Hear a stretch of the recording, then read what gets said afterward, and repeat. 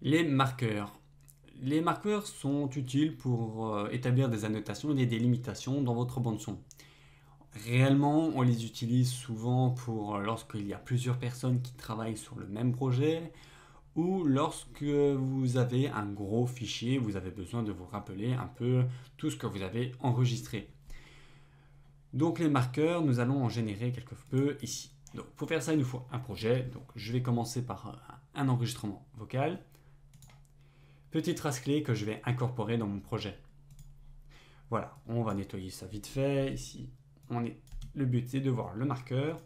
On peut l'amplifier, donc on peut appliquer un petit effet. On va appliquer un compresseur. On va appliquer ça comme ça. Voilà. Ce compresseur, c'est bon, on n'a pas mal d'écouter. Ce que nous allons faire à présent, c'est d'apporter une bande son. Donc je vais apporter la bande son que vous connaissez très bien, le ticker, comme bande son de fond. Elle est quand même vachement longue, donc je vais supprimer ce qui ne nous sert à rien. Je l'adapte à la taille de l'écran. Et nous voici avec une bande son. Donc ce que nous pouvons faire, c'est sélectionner les deux bandes son. Je vais d'abord la remettre. Vous connaissez l'outil de déplacement temporel. Vous sélectionnez votre piste, vous la glissez tout en haut. Un indicateur avec une ligne jaune apparaît pour vous dire que vous êtes complètement côte à côte. On peut supprimer l'autre piste. Alors nous allons ici faire plus qu'une piste. Alors pour ce faire, il suffit de prendre l'outil de sélection. Vous sélectionnez la première piste, vous glissez jusqu'à la deuxième, vous maintenez enfoncé Shift et vous cliquez sur la ligne qui vient les séparer. Et on voit que la ligne disparaît. Donc maintenant, vous n'avez plus qu'une seule piste. Cette piste, on peut faire un effet de normaliser. Donc vous savez un peu à quoi servent tous ces effets. Donc on va appliquer un effet normalisé. Voilà. Nous allons à présent donc voir un peu à quoi servent ces marqueurs. Donc si nous faisons une écoute, petite trace clé que je vais incorporer dans mon projet. Bon, ici on a deviné, vu qu'on vient de le mettre, que ça c'était ma voix, ça c'était la musique. Mais quelqu'un qui arrive comme ça ici, imaginons que la voix elle était autre part, n'aurait pas pu comprendre que ici nous avions la voix et la musique.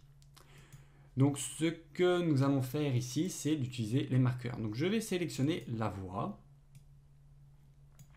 Ensuite je vais aller dans piste, placer un marqueur sur la sélection ou raccourci clavier CTRL plus B. Je place le marqueur. Tout à coup on voit apparaître une nouvelle piste.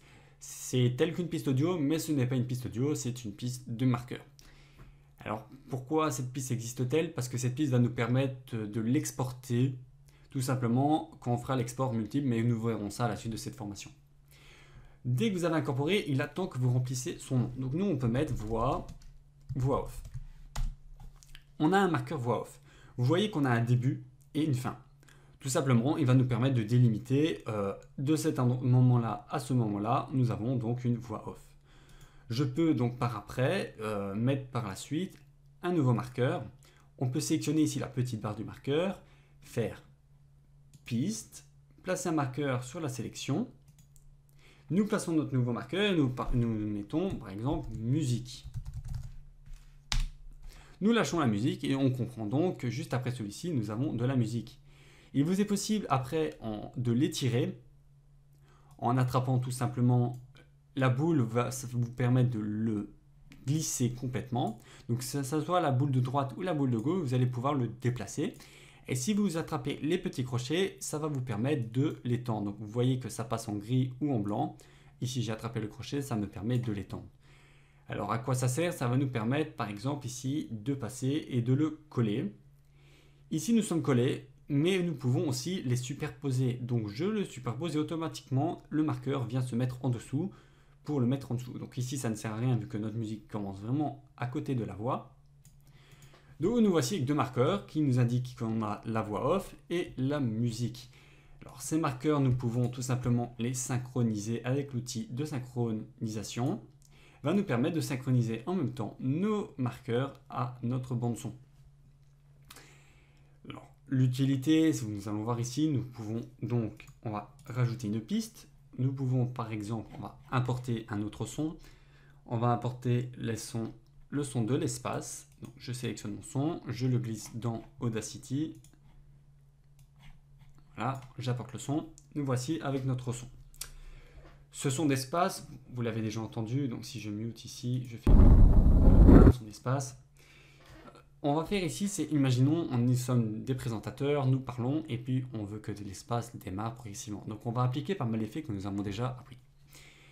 Donc le principe est de parler, de toute façon. Alors, on va peut-être pas écouter quand même le son de l'espace là maintenant, donc je vais le mute aussi. On va directement supprimer cette bande son. Alors on va quitter ici la synchronisation, je reclique dessus. On va enregistrer. Je vous dis donc à la prochaine et on se retrouve à la suite de cette bonne musique.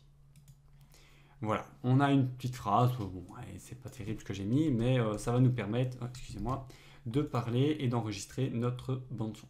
De là, on va prendre l'espace qu'on va déplacer, déplacement temporel, et l'espace, on va le mettre, on va même le mettre en dessous, voilà. On va le mettre, il va démarrer pendant qu'on parle, toujours pendant qu'on parle. Alors, ce que nous pouvons faire, c'est cliquer sur l'espace, cliquer sur l'outil mode multi-outil, vous pouvez connaître. On va réduire, même pas, on va aller appliquer directement un effet, on connaît les effets. Hein. On va faire un fondu d'ouverture. Un fondu d'ouverture ici qui est un peu trop grand, excusez-moi, parce que j'ai pas établi de sélection. Donc vous reprenez votre outil de sélection. On va établir un fondu d'ouverture jusqu'au temps que j'arrête de parler, depuis le début. On va dans effet fondu d'ouverture. On a appliqué un fondu d'ouverture. On peut réappliquer cet effet en faisant répéter le fondu d'ouverture. L'effet est un peu plus propre. Nous faisons le clic ici. On va renormaliser. Non, on va d'abord amplifier effet. On va passer un compresseur. On vient compresser notre voix.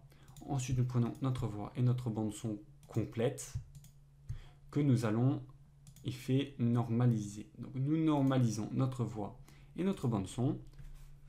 Nous allons à présent donc appliquer le déplacement temporel. Il est fait. Donc ce que nous pouvons faire maintenant, c'est on va écouter. Je vous dis donc à la prochaine et on se retrouve à la suite de cette bonne musique. Oui, si je laisse le muet, ça va pas réellement très utile. Ouais. Je vous dis donc à la prochaine et on se retrouve à la suite de cette bonne musique. Vous voyez, on a eu un bon départ, on entendait très bien ma voix et en même temps, on entendait bien la musique qui était derrière. Et à la fin de ma voix, le volume de la musique était exactement identique à la voix. Donc c'est très utile lorsque vous voulez faire par exemple de la radio. Ce que je vais vous montrer, c'était l'utilisation des marqueurs, mais normalement il faut masteriser notre bande son.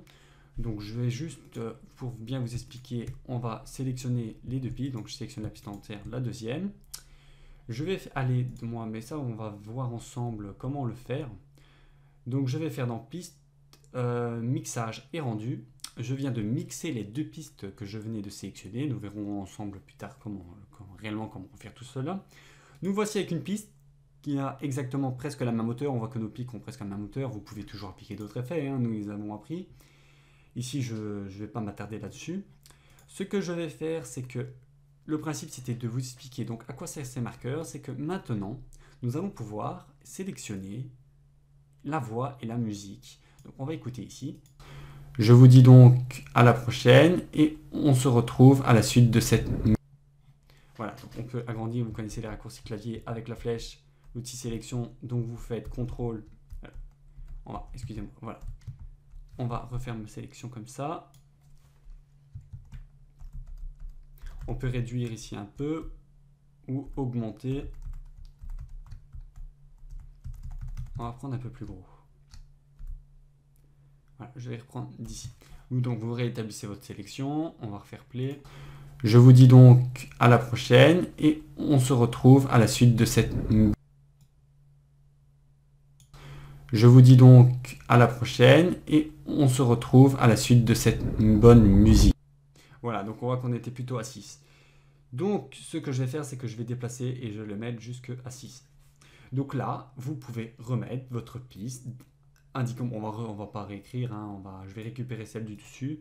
Donc je prends celle du dessus, je la mets en dessous. Et je l'indique jusqu'au temps. Vous voyez, vous utilisez la petite flèche directionnelle. On va lui demander d'agrandir sa flèche et on lui dit qu'on va jusque 6. Donc jusque 6, ici, on sait que nous sommes dans la voix off et que la musique démarre, même plus ou moins ici, je pense qu'on est bon. Si je vais écouter tout cela.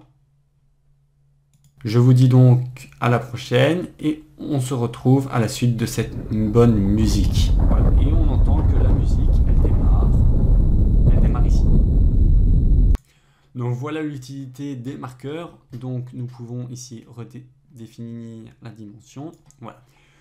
Donc ça va vous permettre par après d'exporter votre projet, et si une autre personne ouvre le projet, il va comprendre qu'ici on a une onde qui est quasi identique, je veux dire c'est une onde, on ne sait pas dire ce que c'est.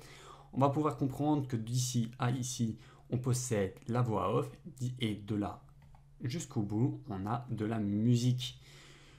Donc ces marqueurs, vous pouvez tout aussi les synchroniser. On les synchronise, nous voilà synchronisés.